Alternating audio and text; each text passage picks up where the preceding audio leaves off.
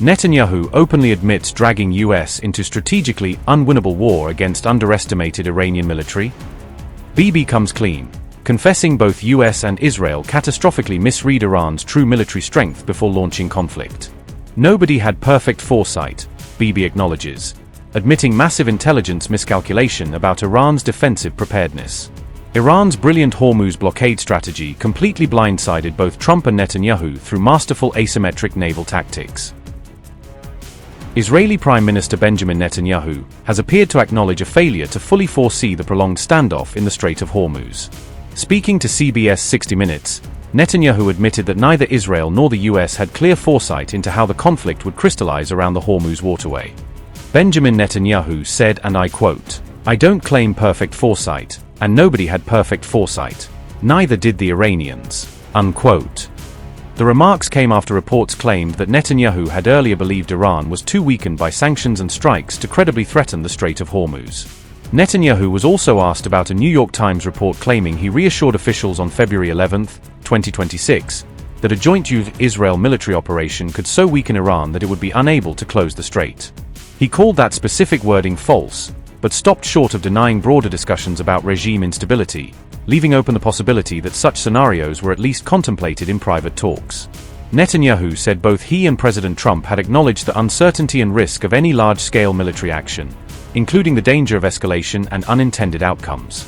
He quoted Trump as saying there was a danger in action, but also that there was a bigger danger in not acting, describing that as the underlying risk calculus behind the strikes on Iranian targets. When asked whether he still believes the Iranian government could eventually collapse, Netanyahu framed the outcome as uncertain. Benjamin Netanyahu said, and I quote, "I think that you can't predict when that happens. Is it possible? Yes. Is it guaranteed? No. But I can tell you it's like bankruptcy, you know? It proceeds gradually and then it falls." Unquote. Netanyahu further claimed that the fall of the Iranian regime would also weaken Hezbollah, Hamas, and the Houthis, arguing that these groups would lose strategic direction and financial backing without Tehran. The interview also addressed Israel's long-term military relationship with Washington. Netanyahu repeated his stated goal of weaning Israel off U.S. military aid within the next decade. He said he intends to significantly reduce Israel's dependence on American support, echoing earlier comments he made to The Economist about building self-reliance in defense procurement. The 60-minute segment arrives amid growing questions over whether the U.S.-to-Israel strategy in the war with Iran actually achieved its core objectives. Iran's IRGC has issued a sharp warning against any attacks on the nation's oil tankers or commercial vessels, framing them as a red line in the ongoing standoff with the United States. Tehran threatened that any fresh strike on Iranian shipping would trigger a heavy attack on U.S. military bases and allied warships operating in the region.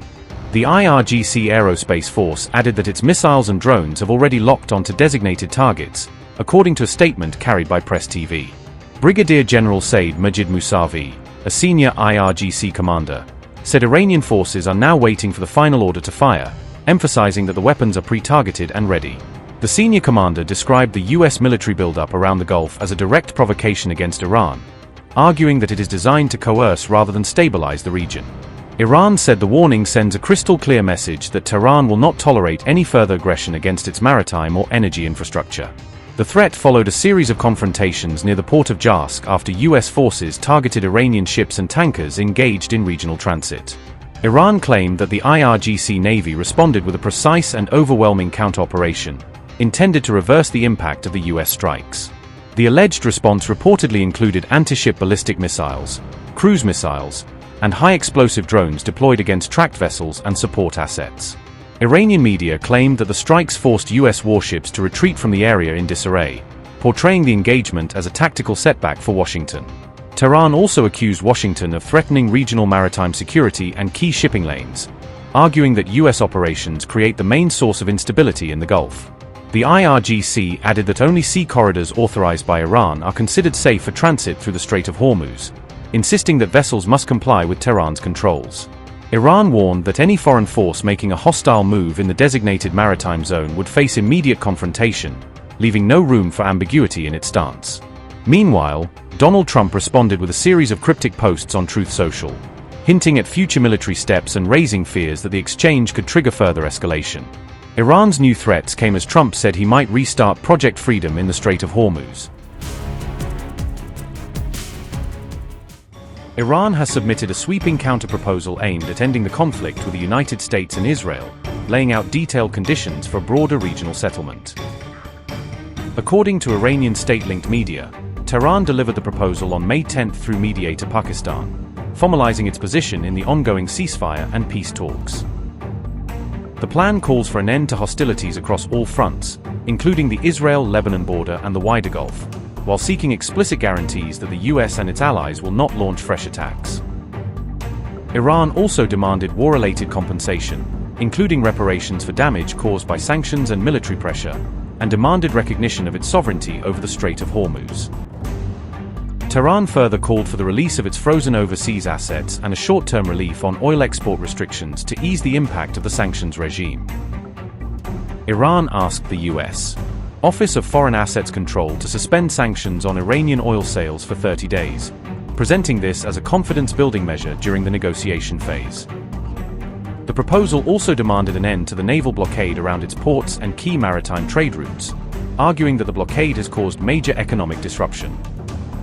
Sources told Iranian media that the counterproposal includes a clause on Iranian management of the Strait of Hormuz, giving Tehran a central role in controlling and monitoring traffic.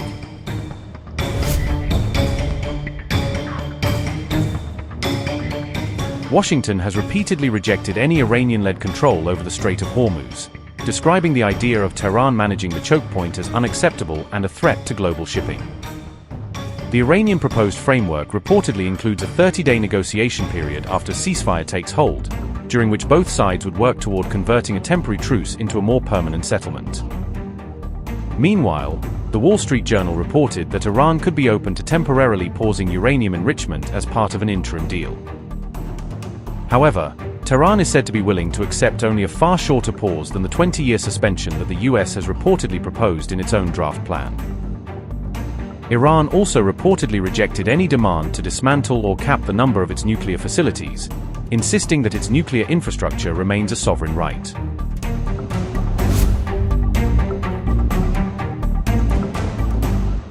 U.S. President Donald Trump reportedly fumed over Iran's counterproposal, posting on Truth Social that he considered its terms totally unacceptable despite the existing ceasefire. Trump said he had reviewed the proposal and rejected its core elements outright, including Iran's demand for control over the Strait of Hormuz and the scale of sanctions relief. Trump's strong rejection came as he told Axios that he spoke with Israeli Prime Minister Benjamin Netanyahu on May 10. Donald Trump said, and I quote, "I don't like their letter. It's inappropriate. I don't like their response. Iran has been tapping along many nations for 47 years. Iran talks are my situation, not everybody else's." Unquote. Meanwhile, Iranian officials insisted the plan was based on defending Iran's rights and sovereignty, rather than accommodating U.S. red lines. A source told Tasnim that the negotiating team was not drafting proposals to please Trump, but to ensure Iran's security and economic interests were protected. Iranian President Masoud Pezeshkian reiterated that dialogue does not mean surrender, stressing that talks are a tool of diplomacy, not concession. In a statement on Sunday, Pezeshkian declared that Iran would never bow down to the enemy, framing the counterproposal as a firm but conditional path toward ending the war.